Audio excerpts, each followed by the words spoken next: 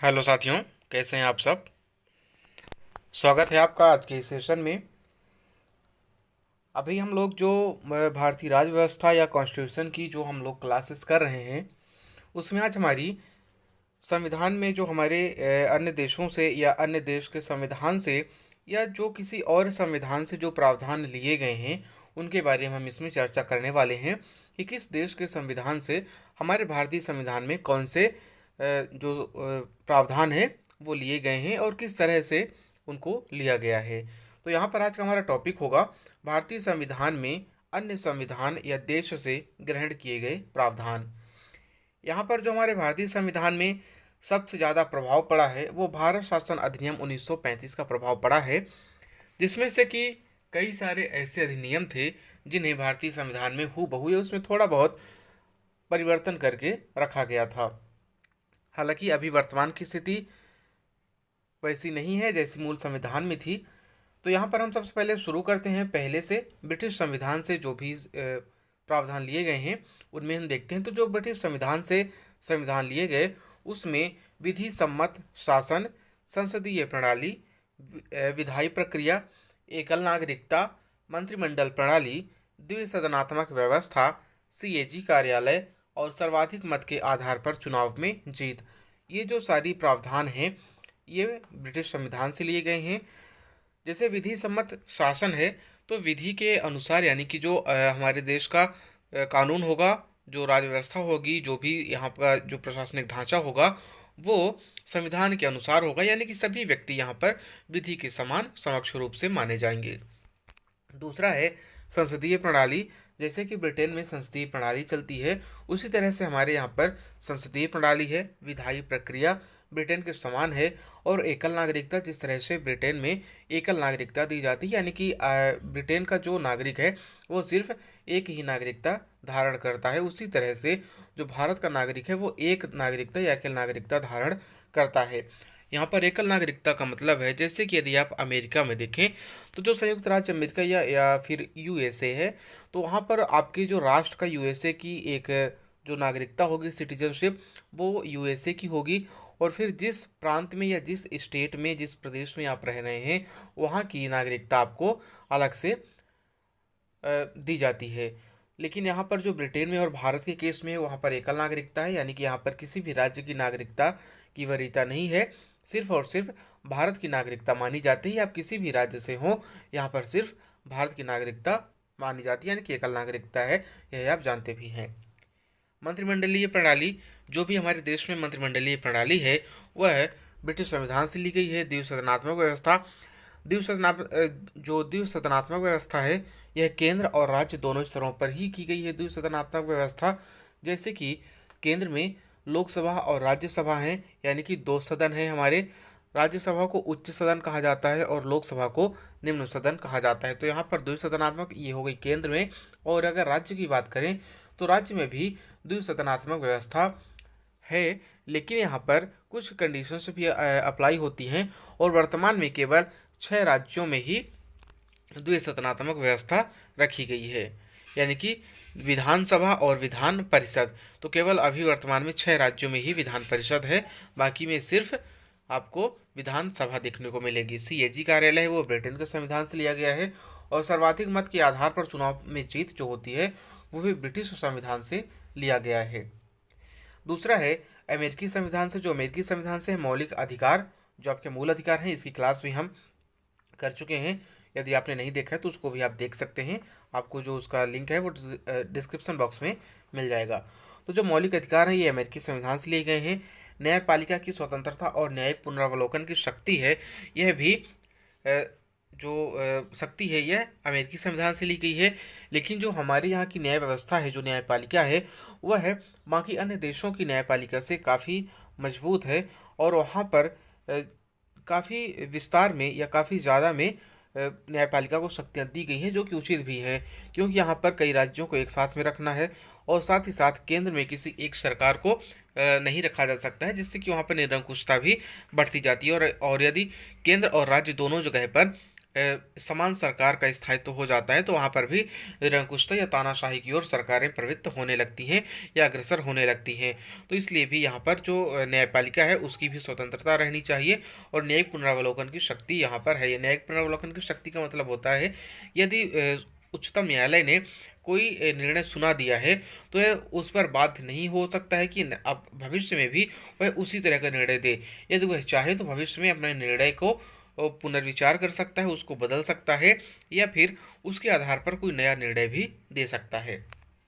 उपराष्ट्रपति का पद है और जो राष्ट्रपति उपराष्ट्रपति पर महाभियोग की प्रक्रिया है वह भी अमेरिकी संविधान से ली गई है। अगला है आयरलैंड का संविधान। आयरलैंड के संविधान से राज्य के नीति निदेशक तत्व यानी कि डीपीएसपी हैं। जो डीपीएसपी या राज्य के नीति निदेशक तत्व हैं वो राज्यों को अपने कर्तव्यों के बारे में बताते हैं और राज्यों को जो मौलिक अधिकार और राज्य के नीति निर्देशक तत्व हैं वो एक दूसरे के विपरीत हैं, यानी कि दोनों ही एक दूसरे पर नियंत्रण स्थापित करते हैं। जो मौलिक अधिकार है, मौलिक अधिकार की वजह से जो सामान्य जनता है वह सरकारों पर नियंत्रण स्थापित करती है और राज्य के नीति निर्देशक तत्वों की वजह से सरकारें जनता पर अपना नियंत्रण स्थापित करती हैं। राष्ट्रपति के निर्वाचक मंडल की व्यवस्था, राष्ट्रपति को चुनाव कैसे होगा, यह निर्वाचक मंडल की जो व्यवस्था है वह है आयरलैंड के संविधान से ली गई है। अब राष्ट्रपति का चुनाव कैसे होता है, वहाँ पर क्या क्या प्रक्रियाएं होती हैं, इसको हम जब राष्ट्रपति के बारे में पढ़ेंगे तब यहाँ पर आपको विस्तार से हम चर्चा करेंगे। और राज्यसभा के कुछ सदस्यों का जो नामांकन होता है जो राष्ट्रपति के द्वारा किया जाता है, यह भी कहाँ से, आयरलैंड के संविधान से लिया गया है। इसके आगे अगला है फ्रांस का संविधान। जो फ्रांस का संविधान है, समानता, स्वतंत्रता और बंधुत्व का सिद्धांत, ये कहाँ से लिए गए हैं, फ्रांस के संविधान से लिए गए हैं। गणतंत्र की अवधारणा भी फ्रांस के संविधान से ली गई है। अगला है ऑस्ट्रेलिया के संविधान। जो ऑस्ट्रेलिया का संविधान है वहाँ पर समवर्ती सूची, संसद के दोनों सदनों की संयुक्त बैठक, जब संसद के दोनों सदनों में किसी बात को लेकर मतभेद हो जाता है या संसद में गतिरोध हो जाता है, उस समय पर राष्ट्रपति के द्वारा संसद के दोनों सदनों की संयुक्त बैठक बुलाई जाती है जिसकी अध्यक्षता लोकसभा अध्यक्ष के द्वारा की जाती है। तो जो संसद के दोनों सदनों की संयुक्त बैठक है वह ऑस्ट्रेलिया के संविधान से ली गई है। मौलिक अधिकारों का निरस्तीकरण और प्रस्तावना की भाषा, यह दोनों ही कहाँ से, ऑस्ट्रेलिया के सिद्धांत से या ऑस्ट्रेलिया के संविधान से लिए गए हैं। जो मौलिक अधिकार का निरस्तीकरण है वह है जब किसी युद्ध की स्थिति हो या कुछ ऐसी संभावनाएं हो जहां पर मौलिक अधिकारों का दुरुपयोग किया जा सकता है, वहां पर मौलिक अधिकारों को निरस्त भी राष्ट्रपति के द्वारा किया जा सकता है। लेकिन यहाँ पर दो आपके मौलिक अधिकार ऐसे हैं जिन्हें किसी भी स्थिति में कोई भी, यानी कि राष्ट्रपति भी इसको निरस्त नहीं कर सकते हैं। अनुच्छेद 20 और 21 जो आपका मौलिक अधिकार है इसको निरस्त नहीं किया जा सकता है। और प्रस्तावना की जो भाषा है वह भी ऑस्ट्रेलिया के संविधान से ली गई है।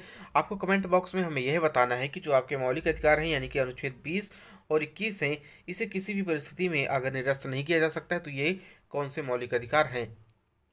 अगला है जर्मन का वाइपर सिद्धांत। जो जर्मन का वाइमर सिद्धांत है, यहाँ आपदा के समय या आपातकाल के समय जो मूल अधिकारों का स्थान है, कौन से मूल अधिकार निरस्त होंगे, कौन से नहीं होंगे, या किन स्थानों का कहाँ से कटौती की जाएगी, मतलब ये सारी चीज़ें हैं वो जर्मन के वाइमर सिद्धांत से ली गई हैं।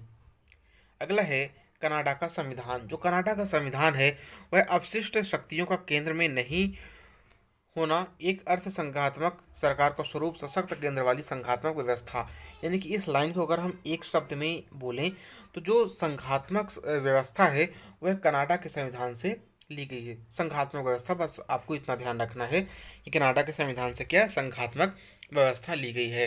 हालांकि हमारा संविधान संघात्मक व्यवस्था का स्वरूप माना जाता है, लेकिन यहाँ पर जो राज्य और केंद्र के पास शक्तियां हैं उनको देखते हुए हमारा जो संविधान है मूल रूप से अर्ध संघात्मक संविधान है। अगला है रूस का संविधान। जो रूस के संविधान है यहाँ पर मूल कर्तव्य, प्रस्तावना में सामाजिक, आर्थिक एवं राजनीतिक न्याय का आदर्श और पंचवर्षीय योजना, यह रूस के संविधान से ली गई हैं। जो मूल कर्तव्य है ये संविधान के भाग 4 में दिया गया है, अनुच्छेद 51 का में इसको रखा गया है। अब इस क्लास के बाद हम मूल कर्तव्य पर ही चर्चा करेंगे, तो उसमें आपको डिटेल में इस पर बात करेंगे। और जो प्रस्तावना में सामाजिक, आर्थिक और राजनीतिक न्याय का जो आदर्श है वह भी रूस के संविधान से है। पंचवर्षीय योजना रूस के संविधान से ली गई है और जो पंचवर्षीय योजना है वो पूरे विश्व में लागू करने वाला पहला देश भी रूस ही था। अगला है दक्षिण अफ्रीका का संविधान। दक्षिण अफ्रीका के संविधान से संविधान संशोधन की प्रक्रिया, जो कि अनुच्छेद 368 में दी गई है, संविधान संशोधन की प्रक्रिया और राज्यसभा के सदस्यों की निर्वाचन पद्धति।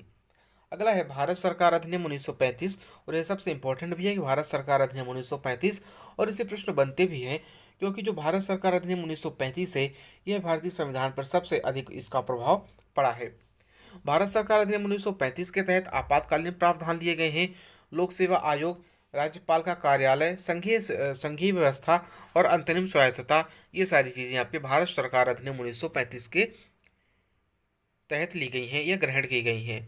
तो यह थे आपके कुछ जो प्रावधान थे जो अन्य देशों से के संविधान से या कहीं अन्यत्र की वजह से यहाँ पर रखे गए हैं, जो कि हमारे जो भारत है उसको एक व्यवस्थित और सुदृढ़ शासन व्यवस्था के लिए बहुत ही जरूरी था। तो उम्मीद करता हूँ आपको यह क्लास अच्छी लगी होगी। अब हमसे मिलेंगे अगली वीडियो में, और जो हमारी आपकी अगली क्लास होगी वो होगी आपकी डीपीएसपी, यानी कि राज्य के नीति निदेशक तत्व। ठीक है, डीपीएसपी और फिर उसके बाद मूल कर्तव्य। तो अब आपसे मिलेंगे अगली वीडियो में, तब तक के लिए नमस्कार, धन्यवाद।